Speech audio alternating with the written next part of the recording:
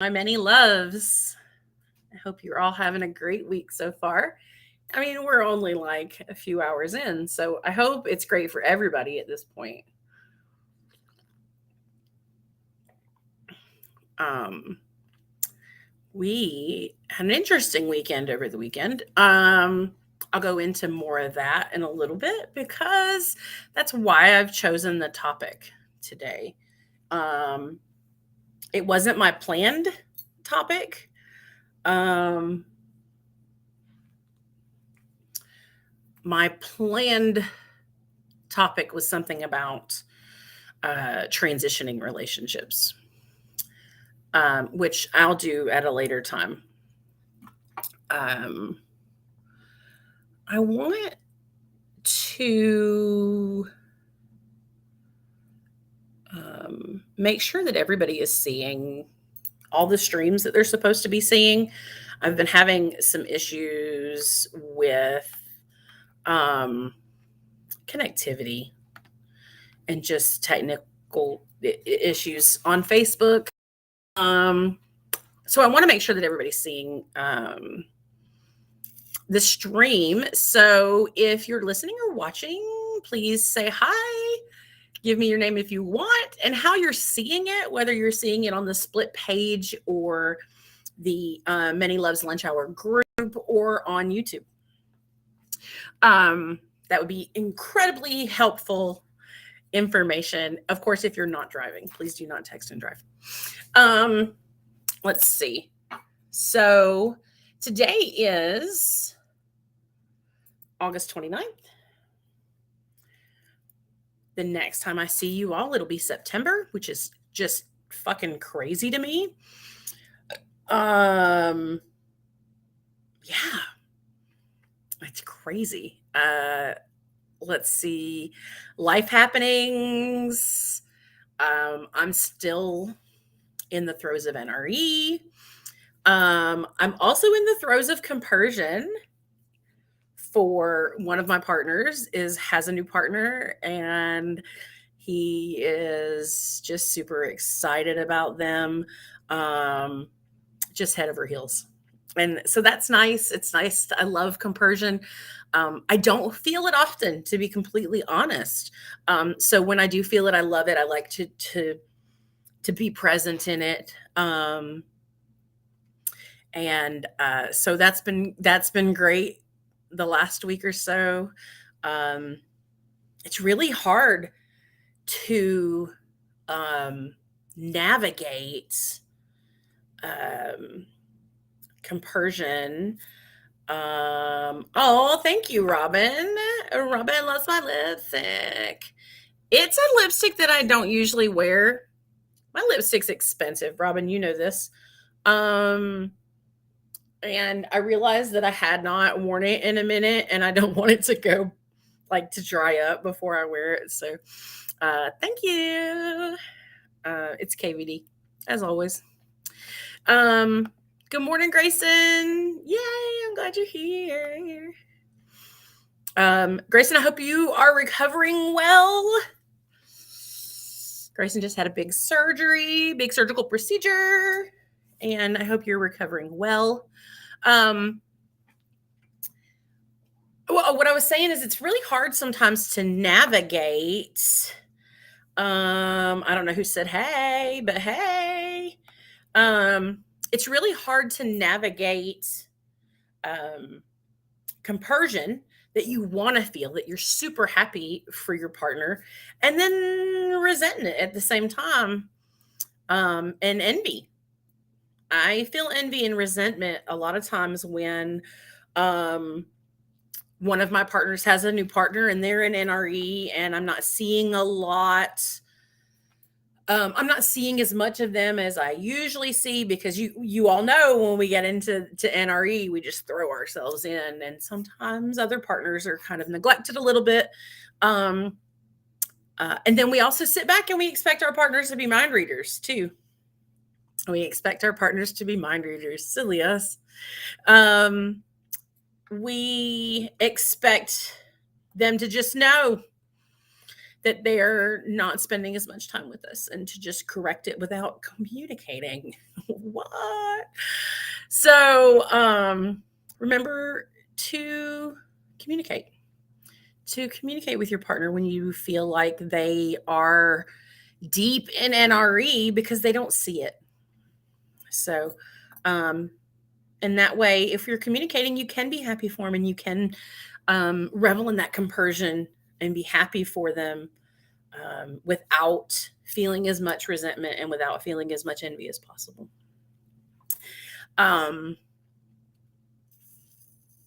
So yeah, so I've got compersion going on. I've got a little bit of resentment and some envy going on. I've got NRE for myself still going on.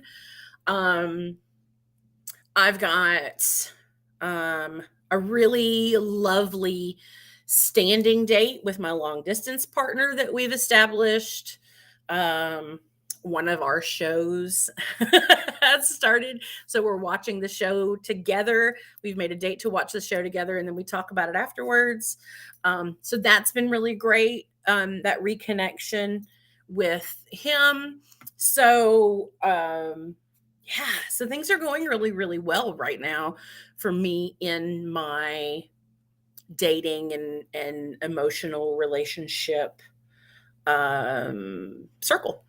So things are great. But so I had something happen over the weekend with actually one of my kids that has kind of laid this topic on my heart. And if you are friends with me personally on Facebook, then you may have seen a post about it or on Instagram. And if you're not friends with me personally on any of those platforms, please feel free to friend request me.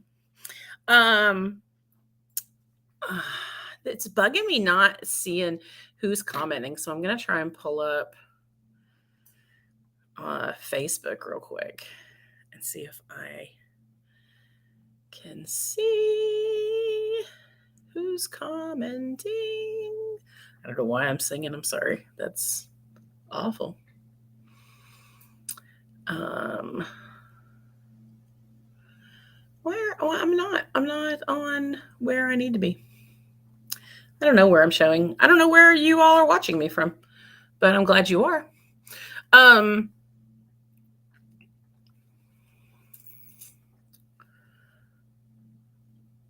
Yeah, I can't find any of my videos up. So thank you all for being here, even though I can't find me. Maybe my Facebook is broken. It wouldn't be the first time.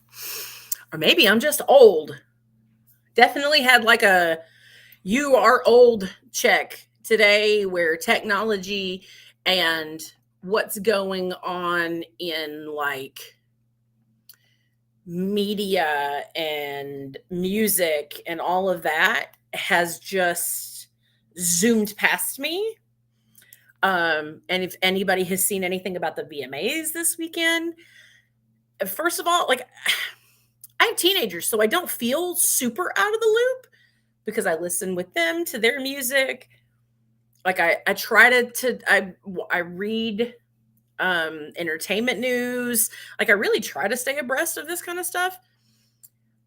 I love to see the outfits, the gowns and the suits and the cool things that everybody wears to the award shows. So I always like kind of look the next day and see what everybody wore to on the red carpet. So I'm going through that this morning. Yeah, I haven't watched. Somebody said I haven't watched the VMAs since like 2000s. I don't watch the VMAs. I like to see because that's a lot of hours.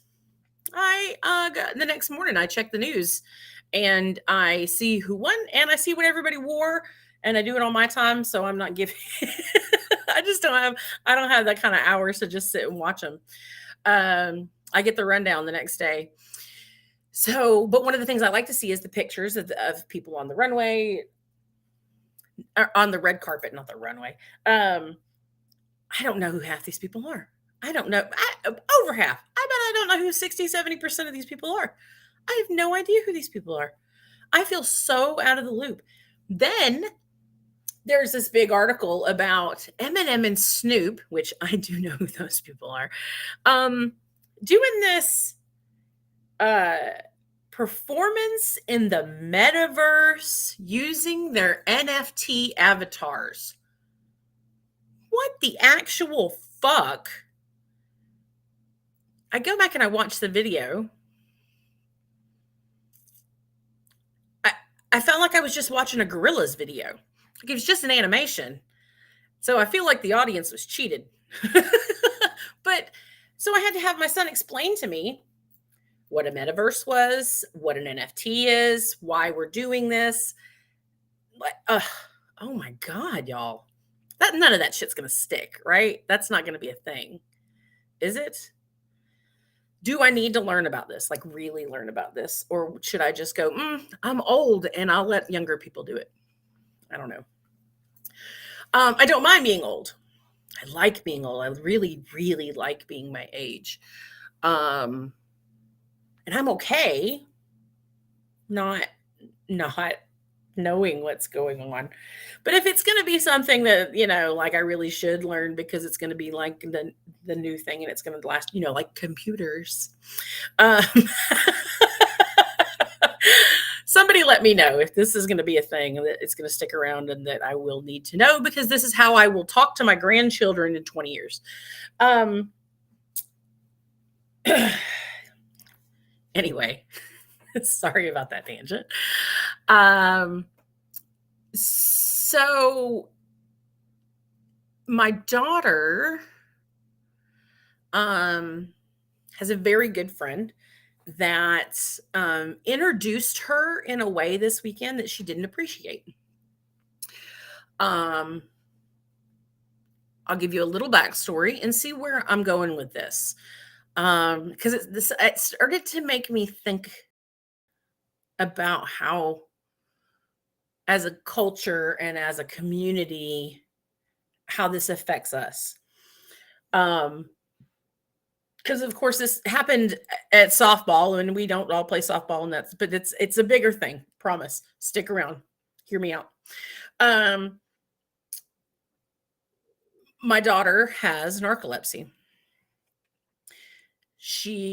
That is just part of her, right? It's one little part of her that she completely has under control now, medicates, diagnosed, she has it under control. So we have a new girl on the team, and my daughter's coming up, and she's in the new girls with the others girls on the team, and she says, "Oh, who's that coming up?" And one of the girls says, "Oh, that's E." And then proceeds to tell a very embarrassing story for my daughter. Oh, and she's got narcolepsy. It's an embarrassing story about her narcolepsy before, while we were going through getting her diagnosis and stuff, and it was not being controlled, and it was not, she wasn't being able to function with it like she does now. So she tells this very embarrassing story that I'm not going to repeat, and then says, and she's got narcolepsy. And that's what she says. And this girl is a very good friend of my daughter. They've played ball together for years. And I don't think she meant it maliciously. I just don't think that she thought about how you would feel about this, about how maybe that's a story that E wants to tell this girl, or maybe that's a story she doesn't want this girl to know right now. And my daughter found out because the girl came up to her. Well, he came up to the girl and said, the new girl, and said, "Hey, so I hear that you're our new, catcher." And she said, "Yeah. Press said that you used to be, but this happened." And M kind of didn't hear her. She didn't think she heard her right, because why would she know that story, right? So Emery just said, ha ha ha, and just kept talking to her. And she said, yeah, so and so told me that you have narcolepsy.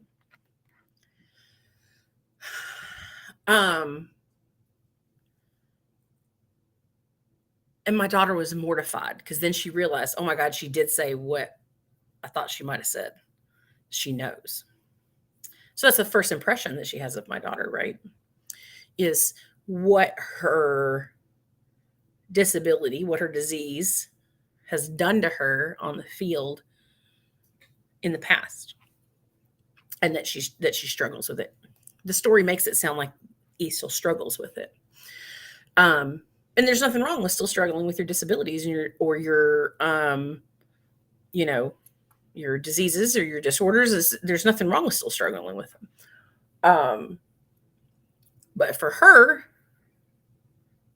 my daughter, she doesn't want to be known as the girl with narcolepsy, right? And introduce us, we want to be introduced in a positive way. I would hope. I mean, I assume. I guess I shouldn't assume. I want to be introduced in a positive way. Correct me if that's not the case for everyone else. It's like putting a best foot forward. Like it's how do your friends or your partners talk about you when you're not around, right? So it really hurt her feelings. She got in her feels a lot with it. And it got me thinking. And I asked my best friend Kelly this morning when we started working, how do you introduce me? Like when you're say, oh, you're going to beat Mandy today. She's what, or my best friend Mandy's coming by today. That's how do you introduce or make that first impression for your partners or your friends or any loved ones, really? Just got me thinking about that, and how important it was to a 16-year-old, right? How important it must be to a lot of people, and that it's important to me. It's important to me that when somebody is putting a first impression of me out there to other people, that it's positive. I'll fuck it up all on my own.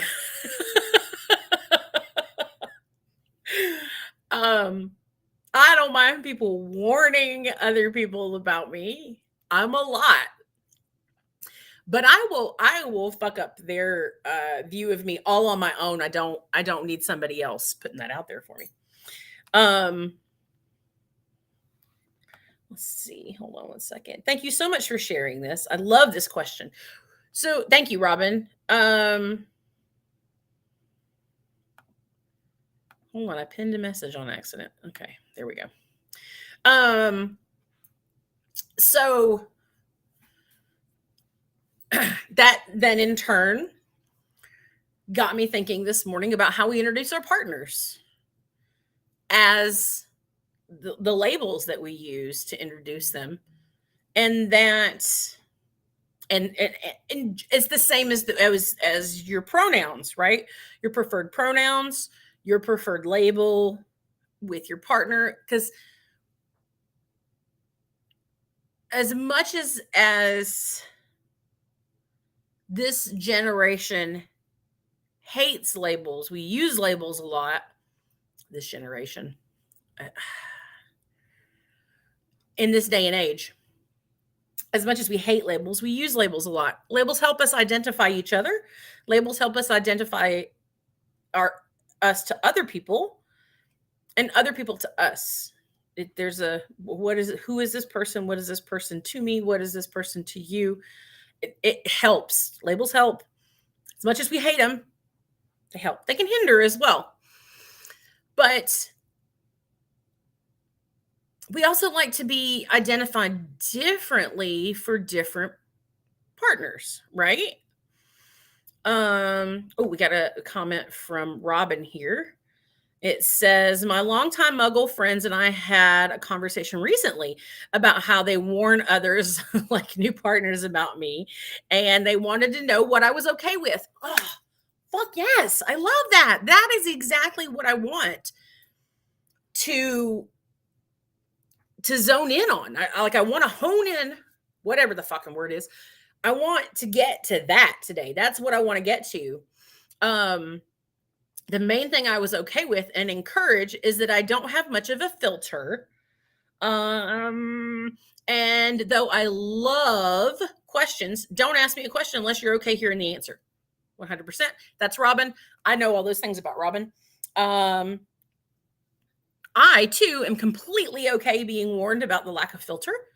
That is something that probably should be said before you introduce me to your friends, that I don't have a filter. I usually say what comes to my brain and then just slips right out my mouth. I try really hard not to be rude, but if you ask me if those pants make your ass look weird, I'm going to tell you. That's like basically what Robin's saying. Don't ask me the question unless you want to know the answer. I will tell you the answer. I'm going to be honest about it. I'm not going to be rude about it though. And I am completely okay being, like I said, introduced with a caution tape, with a warning label at the bottom. But, so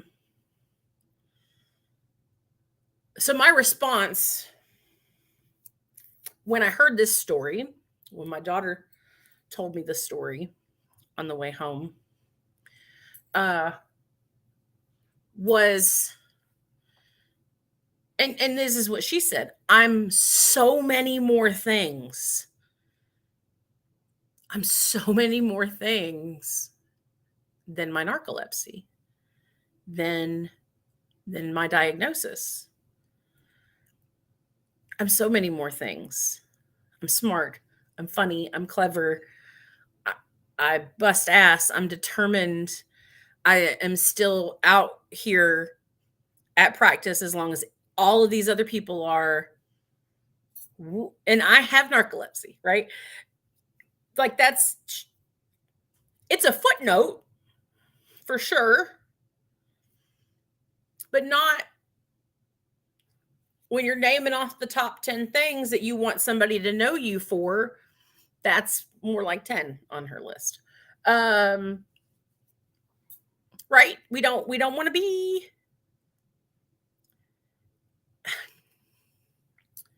Let me backtrack. Not that having narcolepsy is a negative. It's just not something she wants to be known for in the top 9 things that she's known for.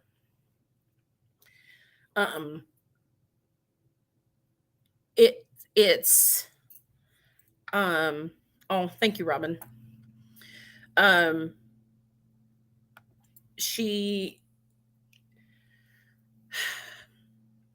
So I guess what I'm asking, sorry, this weighed so heavy on my heart last night and this morning that I just felt like I had to talk about it, and I didn't have anything like written down or outlined.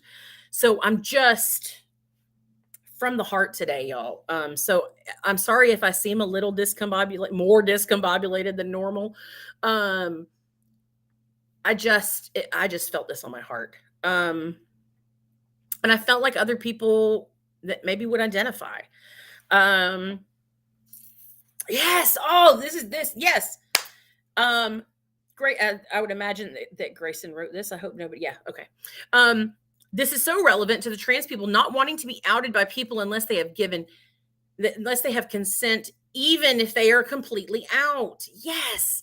And I'm going to stop right there for a minute, put a pin right there, because that's something that we talked about in the car was it wasn't that's M. She's a lesbian, You didn't say that because you wouldn't say that. That's M. Like it just I don't know. And I feel like, and what I said in the post was her diagnosis is on her terms. So just like being trans, you're trans on your terms. I feel like that's part of being trans, is that you are taking the bull by the horns and you are being you on your terms, right? So yes, absolutely fucking relatable, Grayson. Thank you so much. Some people will say, "Oh yeah, that's Grayson, my trans friend." And in some circumstances that's okay for me. Like if it's a close friend who knows a person that's coming out, questioning, and needs a person to talk to, I'm that person. But getting to decide who knows I'm trans is getting to decide my safety. And like you said, I'm more than trans and I'm more than my disabilities. That's exactly that's perfect, Grayson. And I knew there were other people in other circumstances that kind of felt this way. Like, you don't want your partner to you don't want to be outed for anything. You want to live your authentic self for sure, but you want to do it on your terms. So make sure we're respecting that. I feel like that's really just what I want to say. I want to encourage people to respect other people, the people we care about too, their authenticity on their terms. Because like Grayson said, sometimes it's a safety issue. This girl at softball is always going to remember how M was introduced to her. What the first thing that was told to her about my daughter, not the fact that she is one of the most supportive teammates, the loudest cheerleader on the field, that she's kind of like the team therapist, all the other things that could have been mentioned before. So I encourage you to stop and think about the things that you want to be introduced for. Ask your partners things you want to be introduced for and as. Ask your partners how they want to be introduced and what are some of the things that they would like to be known for, how they would like to be introduced as, and some of the things that maybe they want left out and that maybe you feel like you want to tell on your terms when you're ready to tell whoever it is, the new person. Because like Grayson pointed out, sometimes it's a safety issue. You just outed this person to someone that maybe isn't safe to be out to, even if you're out to everyone else, even if you're out publicly, maybe that person doesn't know that, and you're not safe around that person. Robin says, do not out people without explicit consent, but I avoid it even then. Yeah, I mean, nobody is ever going to have a problem with you talking about how great someone's personality is, how awesome this person is to you, how loved somebody makes you feel. I would encourage you to just kind of what's the golden rule, right? Do unto others as you would have them do unto you. I have no idea how many times that was said to me as a fucking kid. Um, but that's kind of I mean, that's really how we should operate, right? If you don't want it done to you, then don't do it to other people. Um, and as a rule, just be kind. Uh, so, like Kelly said this morning, it really depends on the person that um she's introducing or telling about me to.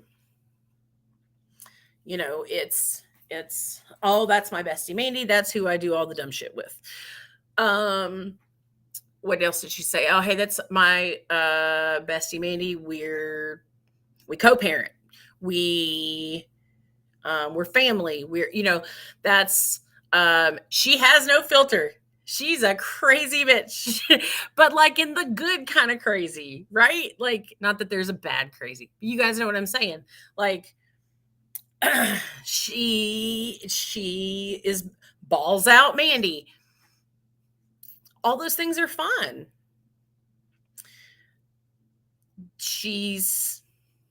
We take care of each other. She's my go-to person. Like I would say all those things about Kelly, and that's how I would introduce her. That's my bestie Kelly. She's my ride or die. Like, you're gonna love her. She's super down to earth, and has a little more of a filter than me, and she's not gonna like be confrontational like I am a little bit, but she'll definitely tell you how it is. Like, and if you have any doubt, ask ask ask your friend how they want to be introduced, or your partner. Which leads me to the pronouns. We assume pronouns unless we've been told them, right? Wrong, but we do it. We assume presentation if we don't know a different pronoun to use, if we're not told. So ask your partners and ask your close friends how they want to be introduced, what pronouns they want. Ask people you're meeting, hey, what are your pronouns? It's that simple. It's that simple. Robin says, I think the common mistake of outing someone without thinking about it, i.e., someone might not consider narcolepsy as something you don't out, comes from a privileged perspective. They might just not understand the negativity that can be experienced by the person being outed. And thanks for talking about this, Robin. Yeah, I mean, that's kind of the thing, is like I think that we as a people have that privilege. Anybody that's not narcoleptic wouldn't think about it. Anybody that's not trans wouldn't think about it. Anybody that's not queer wouldn't think about it. Anybody that's not ADHD wouldn't think about it. Anybody that's not got fibromyalgia wouldn't think about, you know what I mean? Like, I think as a whole, we have that privilege of not always having what our friends, dealing with what our friends deal with, or dealing with the people that we care with, what they're dealing with. So we don't think about it. Like in Grayson's comment, it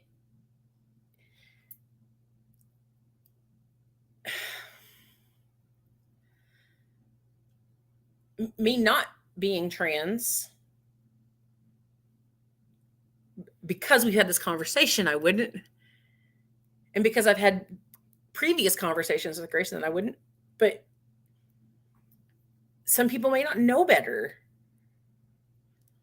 because they're not trans. They don't understand the safety issue that's there until somebody says, hey, there's a safety issue.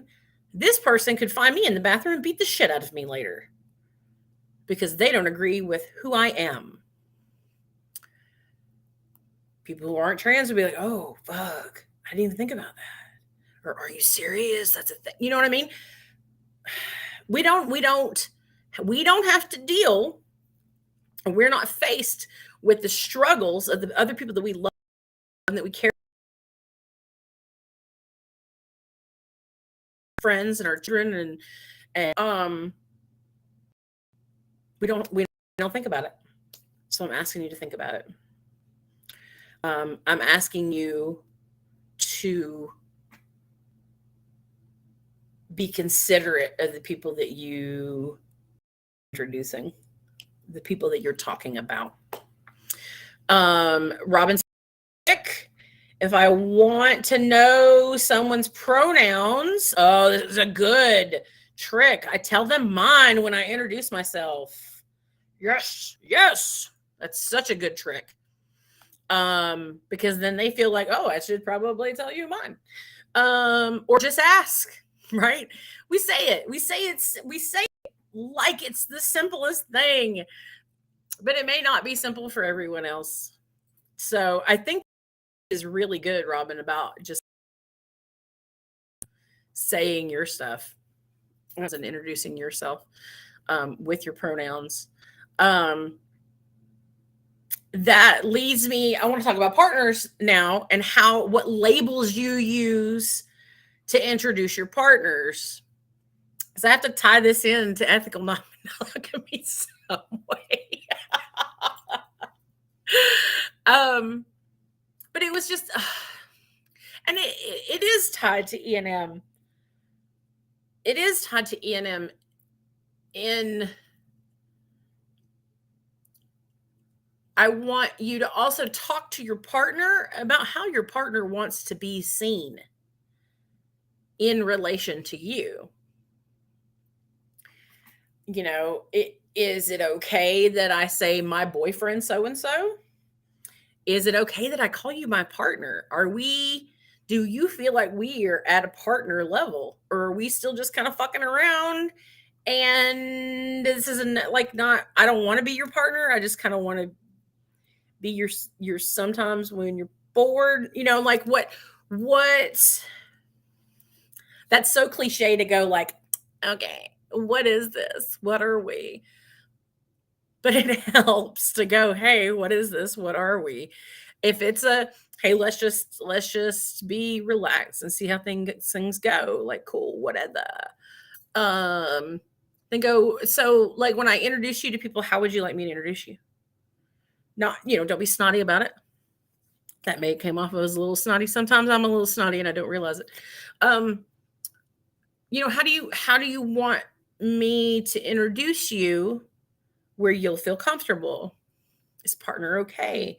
Would you prefer just friend? And then, flip that around and go, hey, is it okay if I introduce myself as your partner? How do you want me to introduce myself? If we're going to a barbecue and there's going to be new people there, how am I supposed to introduce myself? How would you like me to introduce myself? What are you comfortable with? What am I comfortable with? Set boundaries if necessary. You can request things, but you cannot demand, of course. Robin says, shout out to anyone else who's hesitated when people ask about your dynamic. This is my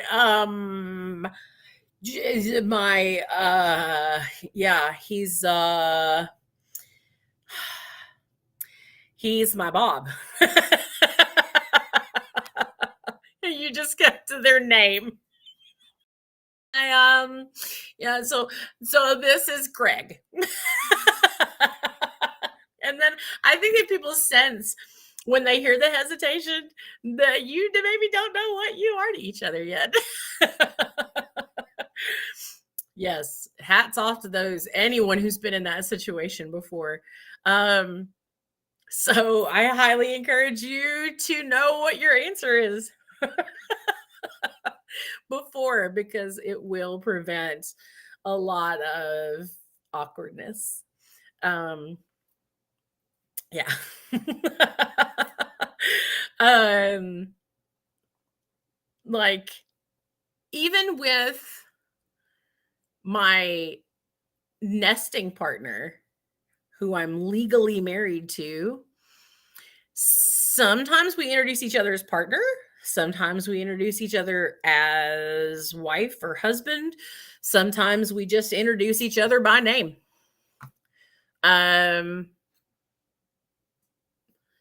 or my roommate, or the person I pay the rent with, like, it really just depends on what day it is, how I introduce it. Um, and I have a partner that's moved away. Recently he moved away. I still call him my partner. We didn't break up. If we were in the same city, we'd still see each other.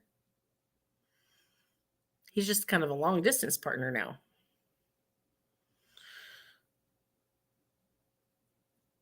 I would love to fly out and see him soon. It's not something that's a priority. And he's fully well aware of that. It would be great to see him. And I still think he's my partner. So when somebody goes, "Hey, Mandy, how many partners do you have?" I don't know. That was like a Fat Albert impression. I don't know what that was. But they say, "Hey, Mandy, how many partners do you have?" And I'm like, and I count him. Grayson says, when I started dating my nesting partner, he asked me what dating label would I like to use, such as boyfriend or partner. And I had never been asked that before. And it was so nice to be asked what I preferred. See, we like to be asked, folks. It was more about personal preference and gender euphoria than what other people would understand. But it was something I had never really encountered, and it was so nice. Yeah, and a lot of us just kind of wait to see how the other one introduces us, right? If um I have a partner that mentioned to me that somebody had said something about his girlfriend, and he said something about his girl. Oh, and like, oh, okay, I'm your girlfriend.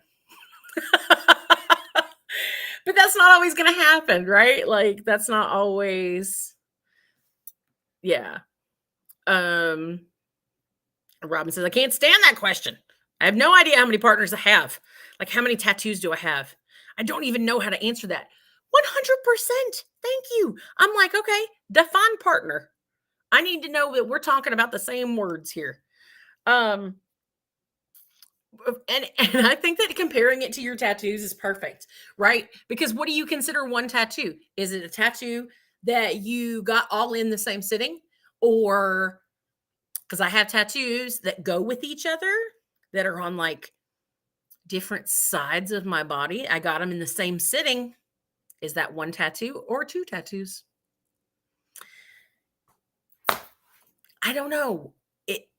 It's a partner that lives on the other side of the country that I don't see, but we talk on a regular basis and I love him. Is that a partner? I don't know. You tell me. I usually flip-flop between using girlfriend and partner when it comes to a partner. LOL. Yeah. Like,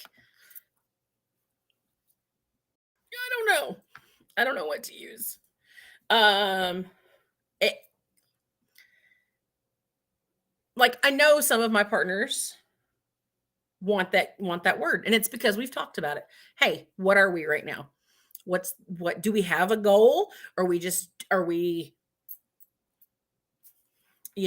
we good where we're at, and where are we at? What do we call this? These are not bad questions. Some people are uncomfortable answering them,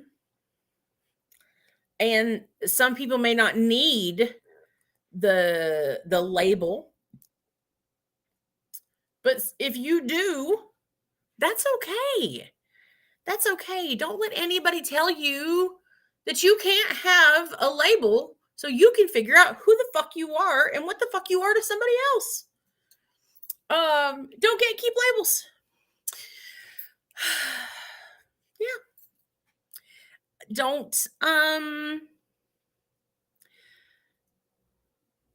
out anyone's differences. Yeah. That's it. That's thank you. Thank you for allowing me to rant about this and to talk it through and to remind you all to be kind to each other, especially when someone's not around. Be kind to people you care about, even when they can't hear you. This is my slut puppy. I mean, my partner. What's funny is I used to have a partner that I called puppy. We had a DS relationship. Well, we had a puppy master relationship. And I called him puppy, and he was my puppy, and that is how I introduced him. And everybody thought, oh, that's cute. You call your boyfriend puppy. And they had no idea. Yeah. They had no idea. And I would just introduce him as my puppy to Joe Schmo at the grocery store. And they're like, oh, are you a couple? I'm like, yeah, this is my puppy. Like, oh, my puppy. That's so cute. That's such a cute little pet name. If you only knew that he is my footstool, and he is as subservient to me. Like, I just, I never added all that, but I did say he's my puppy. So I am going to sign off a little early today so as to not subject you all anymore to my ranting and very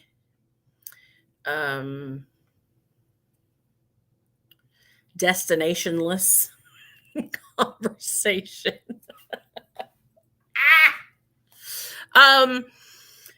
Thank you.